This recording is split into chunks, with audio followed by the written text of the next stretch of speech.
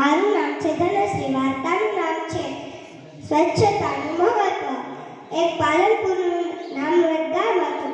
તે ગામમાં સવિતાબેન અને તેના બે જુડવા બાળકો રહેતા હતા. એકનું નામ છગન અને બીજાનું નામ મગન. છગન બહુ સ્વચ્છતા રાખતો અને મગન તેના થેલો અને બધું ઉડાડ્યા રાખતો. એ બંને સ્કૂલે જતા ત્યારે ટન ટન બેલ વાગ્યું. એક વાગ્યાનો બેલ વાગ્યો. Ton ton ton. છગન તો હાથ ધોવા દોડ્યો અને મગન પેલી રમતમાં ખાઈ લીધું મગને. પછી 5 વાગ્યાનો બેલ વાગ્યો. Ton ton ton.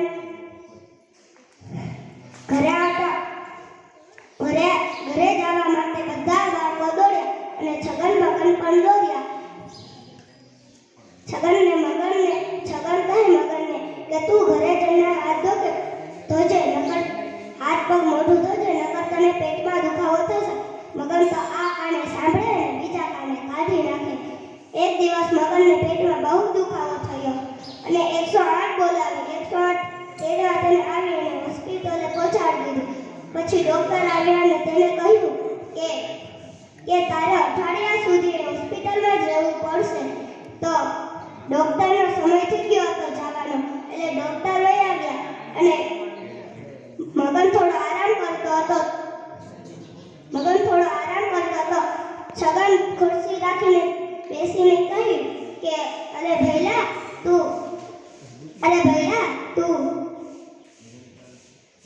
હવે શૌચાલય જઈને હાથ નહીં ધોઈશ, બહારની વસ્તુ ખાઈશ, આજુબાજુનો કચરો નહીં વાળીશ, પોતાના વાળ સરખા નહીં ઓરાવીશ, તો પછી તને અઠવાડિયા સુધી હોસ્પિટલમાં જ રહેવું પડશે પાછું.